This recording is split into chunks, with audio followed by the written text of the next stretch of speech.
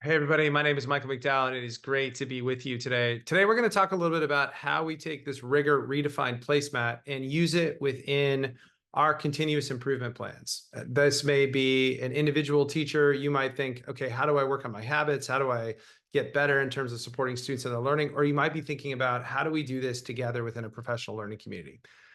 I view professional learning communities really as a place where we come together for habit development, habit maintenance, and maybe even habit elimination. And we're going to look at a set of 10 habits that have a high probability of making a substantial impact on student learning. We've really divided these habits into really two buckets. Bucket one is what we call dispositional habits. These are habits that enable students to become better learners. This is this is how a student develops agency so that they can take on challenges in their life, that they have the metacognitive awareness to know where they're going, where they are, what's next, how to work effectively with others, and how to just get better at practice. How do I improve my own work? And then we have another batch of habits that are associated with how do we develop students' competency? And we do this through 6 habits that are linked to surface, deep, and transfer types of learning. So knowing things, relating things, and applying things. So habits 5 and 6 are associated with surface learning. Habits 7 and 8 are associated with deep learning, and habits 9 and 10 are associated with transfer learning, or how do I apply my learning into a unique situation. These habits, these 6 habits, make up what we coin rigor, the ability to know things, relate things, and apply things. And one of the things that you can do is you can, go down to a hobby shop if you want, or we have surveys, but you could go down to the hobby shop, pick out some stickers. Here's a couple of colors, green, yellow, and red, and just place on this placemat where you think you are and where you think your students are in the consistency of the use of these habits. This isn't a place to say whether you're good or bad at doing one of these habits. That's not what this work is really about. It's really around, are we consistently doing this with students? So you might put a green dot on one of these habits if you're like, we routinely engage in this habit, Michael. So I'm doing this work, students are doing this, slow and steady wins the race. This is what we're doing. Yellow, we engage in it sometimes. This may be a time where you're like, I'm doing this all often, but I'm finding that my students are not always engaging in this work. And then red would be, we're beginning to display this habit, we're learning about this habit, but we haven't necessarily started implementing this work yet. You might be doing all this work, but students might not necessarily be implementing it. So we're really looking at alignment between what the students are doing and what teachers are doing. And so this could be something that you do individually, or you could do as a PLC. And so this is a sample of what this might look like. And then you can get into groups and you can say, okay, well, what habit do I want to work on? What do I want to get better at doing? What do I might want to start doing? And this is where a team is really helpful to maybe look at themes and patterns, or something, as a team, you might say, hey, this is something I want to, or we want to engage in. And you can do this through a fairly simple process. I look at this as really 4 steps within a PLC. Step 1, what do you need? What's a compelling need for you? So this might be a habit you want to look at. This would be a good time to maybe look at a little bit of evidence. What do I see in terms of some data that I might have captured from students, whether that's some performance data or some survey data or something you're just seeing in class, like with turn-in talks that you might want to shift.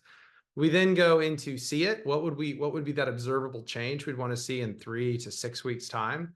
We then would move to start it. How do we make this small and doable so that you could put this into practice with students and it's not insurmountable? And then show it. What did we see? What was the impact? Who did it work for? Where did it work? Where did it not necessarily work? And what changes might we need to make? And then what do we need to actually keep the same?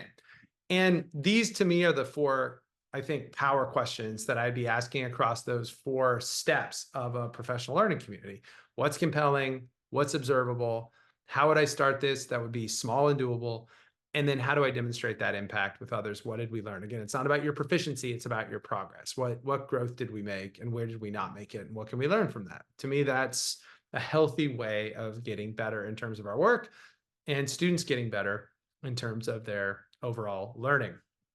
So I want to give you an example. Imagine we go out, and so we're interested in deep learning, and we want to help our students develop conceptual understanding.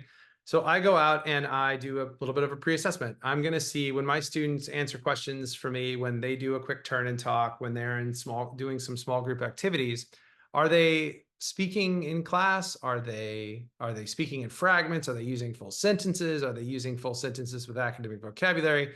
And are they using complex sentences, like using conjunctions in terms of when they're talking to one another?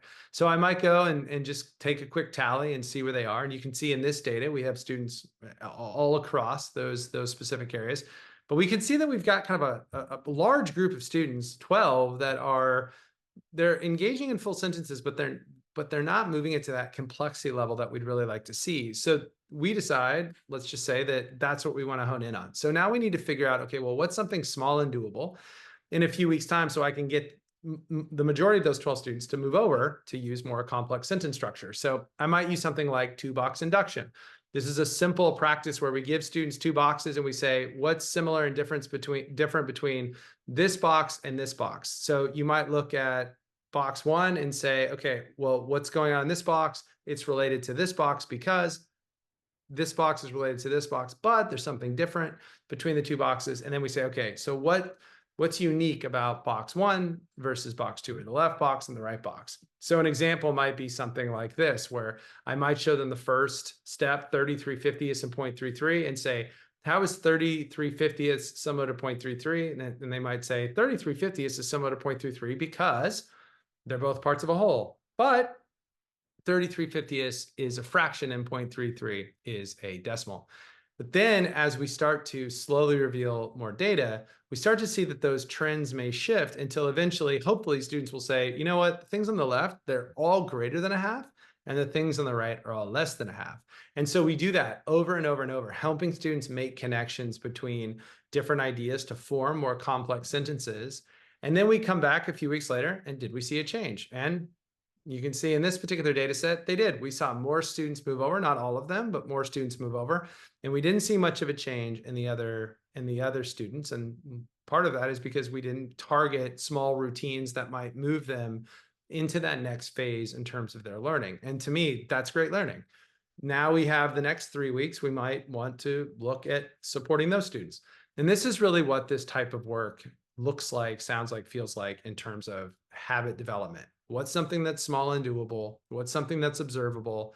Let's go and let's take a look and essentially measure our impact and then determine, okay, well, what do we want to do for the next 3 weeks? So I hope that helps you and how you could use that Rigor Placemat and how you could infuse that into the way that you engage in your own continuous improvement, or you and your team engage in continuous improvement. Thanks, everybody.